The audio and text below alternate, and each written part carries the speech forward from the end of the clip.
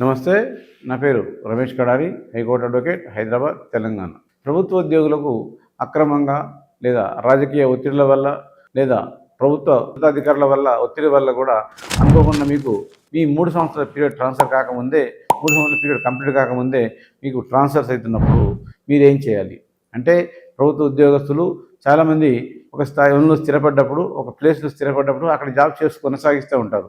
కొందరి రాజకీయ ఒత్తిడిల వల్ల ఒక్కొక్కసారి లేదా ఉన్నతాధికారుల యొక్క అత్యుత్సాహం వల్ల కూడా వాళ్ళని ట్రాన్స్ఫర్ చేయడం జరుగుతుంది. సో ఆ యొక్క 317 జీవో లేని లేదా కపుల్స్ కోసం ఒక దగ్గర ఉన్నప్పుడు కూడా వాళ్ళు ఎన్నో రకాలుగా ఉన్నటువంటి వాళ్ళ యొక్క ఫ్యామిలీలు స్థిరపడి ఉన్నప్పుడు ఆ ఫ్యామిలీల్లో పిల్లల యొక్క ఎడ్యుకేషన్ కూడా ఈ యొక్క వాళ్ళ ఉద్యోగస్తుల మీద ఆధారపడి ఉంటుంది. ఇవన్నిటిని ఏం పట్టించుకోకుండా అక్రమంగా మనం ట్రాన్స్ఫర్ చేసినప్పుడు, ప్రభుత్వ ఉద్యోగస్తులకు అక్రమంగా ట్రాన్స్ఫర్ చేసినప్పుడు మనము ఏ విధంగా విన్నవించుకొని ఆ ట్రాన్స్ఫర్ని ఆపాలి అని మీరు అనుకుంటున్నారు. అప్పుడు వాళ్ళ కోసం మాత్రమే ఈ వీడియో. సో ప్రభుత్వ ఉద్యోగస్తులకు మినిమంగా ఒక ప్లేస్కు ట్రాన్స్ఫర్ అయినప్పుడు 3 సంవత్సరాల పీరియడ్ అనేది కాల వ్యవధి ఉంటుంది. ఆ 3 సంవత్సరాలు కాకముందు కూడా కొన్ని సందర్భాలల్లో అంటే ఉన్నతాధికారుల అత్యుత్సాహము లేదా రాజకీయ నాయకుల ఒత్తిడి, కొన్ని సందర్భాలలో లేదా మాలఫైడ్ ఇంటెన్షన్తో చాలా మటుకు ట్రాన్స్ఫర్ చేయాలని కోరుకుంటారు. అప్పుడు ఈ యొక్క చిరుద్యోగి నా ట్రాన్స్ఫర్ని నేను ఏ విధంగా ఆపుకోవాలి అర్థం కాక చాలా హైరాణ పడుతూ ఉంటాడు. అప్పుడు అతనికి మనం గుర్తు చేయాల్సింది ఏంటంటే, మీరు అక్రమంగా మీకు ట్రాన్స్ఫర్ అన్నది ఇచ్చినప్పుడు మీరు ఆ ట్రాన్స్ఫర్ ఆపాలనుకున్నప్పుడు లేదా స్టేటస్ కో ఆర్డర్ తీసుకోవాలనుకున్నప్పుడు, అంటే ఎక్కడ పనిచేస్తున్నామో అక్కడనే ఆర్డర్ తీసుకోవాలనుకున్నప్పుడు మీరు సంప్రదించాల్సింది ఒకటి హైకోర్టు. హైకోర్టు అనేది మనకు ఫండమెంటల్ రైట్స్ ఆర్టికల్ 226 ప్రకారంగా మానవుల యొక్క హక్కులు, ఉద్యోగస్తుల యొక్క హక్కులు, ప్రతి వ్యక్తి యొక్క హక్కులు కాపాడడానికి మనకు హైకోర్టులో వేసే పిటిషనే మాండమస్. దాన్ని రిట్ ఆఫ్ మాండమస్ అంటాం అనమాట. ఈ రిట్ ఆఫ్ మాండమస్ ద్వారా మీకు అక్రమంగా ట్రాన్స్ఫర్ ఏర్పడినప్పుడు మీరు వెళ్ళదలుచుకోలేకపోతే అక్కడికి, అప్పుడు ఉన్నతాధికారులకు ఒక రిప్రజెంటేషన్ ఇవ్వండి. ఎందుకంటే ఆ రిప్రజెంటేషన్ అనగా ఒక అప్లికేషన్ ఫామ్ ఇవ్వండి. ఆ అప్లికేషన్ ఫామ్లో మీరు ఈ యొక్క జాబ్లో ఎప్పుడు జాయిన్ అయ్యారు, ఆ జాబ్ నుంచి ఎంతకాలం వరకు పనిచేశారు, మీకు ఇక్కడ ట్రాన్స్ఫర్ ఏ ఉద్దేశంతో వాళ్ళు ఇస్తున్నారు, మీరు అక్కడ ఉండాలనుకున్నప్పుడు మీ యొక్క ఉన్న ప్రాబ్లమ్స్ ఏంటి అంటే ఫ్యామిలీ ప్రాబ్లమ్స్ కావచ్చు, హెల్త్ ప్రాబ్లమ్స్ కావచ్చు, వాళ్ళ యొక్క పేరెంట్స్ కూడా సీనియర్ సిటిజన్స్ ఉంటారు. సీనియర్ సిటిజన్స్ వాళ్ళ పేరెంట్స్ ఉన్నప్పుడు వాళ్ళ యొక్క పిల్లల ఎడ్యుకేషన్ కూడా అక్కడనే డిపెండ్ అయి ఉంటుంది.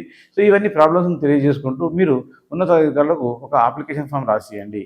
అంటే మీ యొక్క డిపార్ట్మెంట్ ఏ డిపార్ట్మెంట్ అయితే ఆ డిపార్ట్మెంట్ ఉన్నతాధికారులు, టీచర్లు అయినట్లయితే డిఓ గారికి ఇస్తారు. అలాగే సో ఆ ఫారెస్ట్ అధికారులు అయితే వాళ్ళ అధికారులకు ఇస్తారు, ఫారెస్ట్ ఆఫీసర్కి ఇస్తారు. అట్లనే ఏ డిపార్ట్మెంట్కి ఆ డిపార్ట్మెంట్ ఉన్నతాధికారులు ఉంటారు కాబట్టి వాళ్ళ ఉన్నతాధికారికి ఒక రిప్రజెంటేషన్ ఇవ్వండి. ఆ రిప్రజెంటేషన్ వాళ్ళు కన్సిడర్ చేయరు, అంటే ఆ రిప్రజెంటేషన్ తీసుకున్నా వాళ్ళు ఏమాత్రం చర్యలు తీసుకోరు, మిమ్మల్ని ఆపడానికి ప్రయత్నం చేయరు. అప్పుడు ఆ రిప్రజెంటేషన్ను మీరు హైకోర్టు అడ్వకేట్కి ఇచ్చినట్లయితే హైకోర్టు అడ్వకేట్ మీకు ఆ రిప్రజెంటేషన్ ద్వారా రిట్ ఆఫ్ మాండమస్ ప్రిపేర్ చేయడం జరుగుతుంది అనమాట.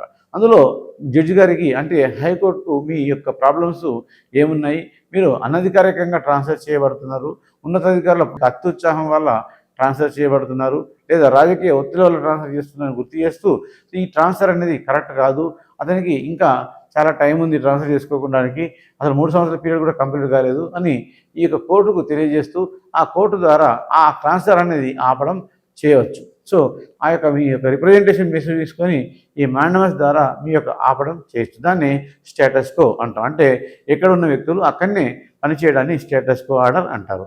లేదా ఇంటీరియం ఆర్డర్ తీసుకొని దాంతో కూడా స్టే తీసుకోవచ్చు, చాలా మటుకు అక్కడనే కూడా పనిచేసుకోవచ్చు. అంటే మీకు ఉన్నటువంటి అధికారాన్ని మీకు తెలియకుండానే మిమ్మల్ని ట్రాన్స్ఫర్ చేస్తే మీ అధికారాన్ని మీరు వాడుకోవడం అనేది ఒక హైకోర్టు ద్వారా మాత్రమే సాధ్యమవుతుంది.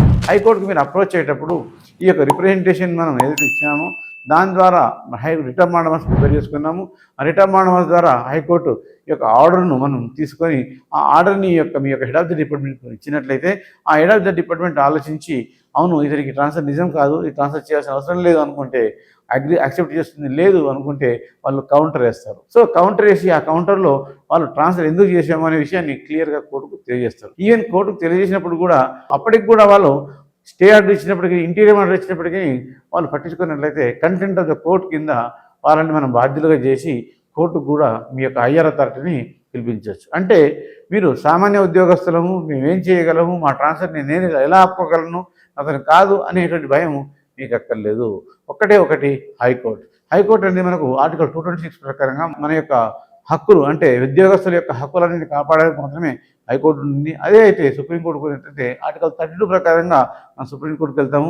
ఈ సుప్రీంకోర్టుకు వెళ్ళాల్సిన అవసరం మనకి ఇక్కడ హైకోర్టు ఉన్నాక సుప్రీంకోర్టుకు వెళ్ళాల్సిన అవసరం లేదు.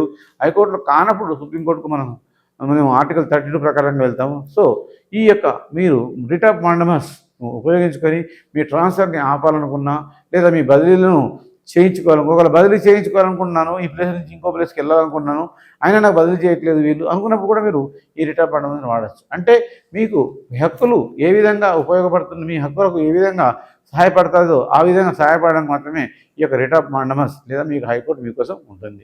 సో ఇప్పుడు మీకు ఏమైనా ప్రాబ్లమ్స్ వచ్చినప్పుడు మీరు చిన్న ఉద్యోగస్తులము, మేము ట్రాన్స్ఫర్ చేసుకోలేము లేదా ట్రాన్స్ఫర్ ఆపుకోలేము అని ఎవరికి చెప్పాలా, నేను అయ్యరాత్రి చుట్టూ తిరగాలి, అయ్యరాత్రికి నేను దండం పెట్టుకోవాలి, అలాంటి ఆలోచనలు అవసరం లేదు. మీకు ఒకటి solution, that is high court. So మీరు హైకోర్టుకు రావాలనుకున్న వాళ్ళు మా దగ్గర రానట్లయితే మీరు మాకు సంప్రదించాల్సినప్పుడు నా యొక్క కాంటాక్ట్ నెంబర్ 9848120631. ఈ నెంబర్కి సంబంధించినట్లయితే మీకు పూర్తి సలహా కూడా మేము ఇవ్వడం జరుగుతుంది. సో ఇప్పుడు మీరు ఈ యొక్క ట్రాన్స్ఫర్ అక్రమంగా జరిగినప్పుడు మీరు ఆపడం గురించి ఎలాంటి వరి లేదు, ఎందుకంటే దానికోసం మీకు హైకోర్టు ఉంది. ఈ యొక్క హైకోర్టు యొక్క సేవలు మీరు ఉపయోగించుకోండి.